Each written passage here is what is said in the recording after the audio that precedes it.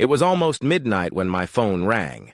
The number was from my family's hometown, too specific to be spam. My heart jumped. Was something wrong? My grandmother was staying there, and after losing my grandfather, I was always on edge about her health. So, like any worried grandchild, I picked up. "Hi, my name, it's your cousin." I froze. Which cousin? I barely knew my extended family. I had only seen some of them once in a blue moon. Hey, what's up? Is everything okay? Yeah, just checking in. Wanted to see when you're free to grab lunch this weekend with her kids' names. Excuse me, what? My brain tried to process this insanity. I barely remembered this woman, and now she wanted me to take her grown children, who I didn't even know, to lunch. I thought back to the last time I saw her, at a funeral, where she had randomly introduced her kids to me and vaguely mentioned a get-together. I nodded politely at the time, assuming it was just small talk. Apparently, she took it as a contract signed in blood. I tried to laugh it off. I don't think so. I work a double shift on Saturdays and don't get home. Until late. She was not amused. 8 p.m. isn't that late. You can at least have dinner with them. Now I had no patience left. Ma'am, this isn't Star Trek. I work 40 minutes away. After an 11-hour shift, I'm not about to play babysitter to your adult kids. She gasped. Excuse me? I know your mother did not raise you to be so rude, especially to family. I sighed. I don't even know you. You called me in the middle of the night to make plans for your children who are not even my age. Do not call me again. Click. I turned to see my fiancé, woken up by the chaos, looking at me like I'd just started a war. You just pissed off some random family member. This is gonna blow up. And oh, how right he was. The next morning, my mom called. Did you make a Star Trek reference while rejecting your cousin's dinner invitation? I paused. Yes? Through the speaker, I could hear my dad laughing from another room. My mom struggled to keep her composure. Sweetheart, I don't think she gets your humor. No kidding, I muttered. She called me at dawn, ranting about how disrespectful you were. My mom sighed. I said some words to her. Translation, she cussed her out. Apparently my mother was not in the mood to deal with entitled nonsense at 6 a.m. She hung up on my cousin and went back to sleep. I thought that was the end of it. I was wrong. A few days later, I got another call. Same cousin. Against my better judgment, I answered. Hey, I just wanted to apologize for the other night, she said. Huh. Okay. Maybe she realized how insane she was being.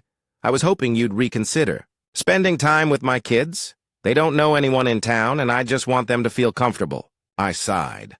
I get that, but I'm busy. Maybe at a family gathering during the holidays. Great. Since we're all meeting for Thanksgiving, that's perfect. I nodded along, thinking I had dodged the bullet. But then, by the way, what are you doing right now? I hesitated. Brewing beer. Silence. Beer? Yes. You're making beer? Yes. Her tone shifted to horrified mother mode. Does your mom know about this? I blinked. I am 28, years old. I pay my own rent and health insurance. I don't need permission to make beer. Another pause. Then, the kicker. Well, I just think that's a bad influence on my kids. Maybe don't mention it when you meet them. I let out the biggest, most dramatic sigh of my life. Lady, I literally just told you I don't have time to meet them. Well, I was thinking, she continued, ignoring me. They should move somewhere near you so you can check in on them. Hold on. She wanted me to be their unpaid babysitter. I started laughing. Not normal laughter, full-on hysterical, cackling. Why is that funny? She snapped. Because you are out of your damn mind. I don't know you. I don't know them.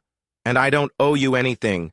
She gasped like I had just insulted her ancestors. Family is important. You make time for your parents, but not my kids? Yes, because they're my parents. You? I don't even know your last name. Click. I thought that was the end of it. I was still wrong. On Thanksgiving morning, I got a call, not from my cousin, from my landlord. "Hey, do you know a woman named Cousin's name?" Vaguely. "Why?" "She's in the parking lot, screaming at security. Says you invited her." I choked. Apparently, she drove to my apartment complex with her kids, parked in a fire lane, and refused to move. She demanded my apartment number, which the landlord obviously refused to give. Security gave her a fine. She threw a fit. She got arrested. Her kids? Spent Thanksgiving in the car? I sat there stunned. My fiancé, now crying from laughter, simply hit play on our movie and said, "Eat, watch." I later found out she got hit with a $7,500 fine, $3,500 bail, and another $2,000 for parking violations. Her husband had to bail her out, blowing their Christmas budget. I didn't hear from her again, but her kids did. A few days later, I got a message from her kids. "We're so sorry for everything our mom did. We were too embarrassed to reach out earlier, but we wanted to apologize." And then, the best part, Thanksgiving was the last straw. We spent half the day sitting in a car, then in a police station. We're done. I sat there, absorbing the sheer ridiculousness of it all.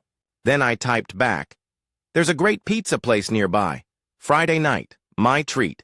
They accepted, so now I have a pizza date and a restraining order, a match made in heaven. This entire saga started with a random midnight phone call. Months later, it ended with jail time, a restraining order, and an unlikely pizza outing. So to everyone reading this, set boundaries.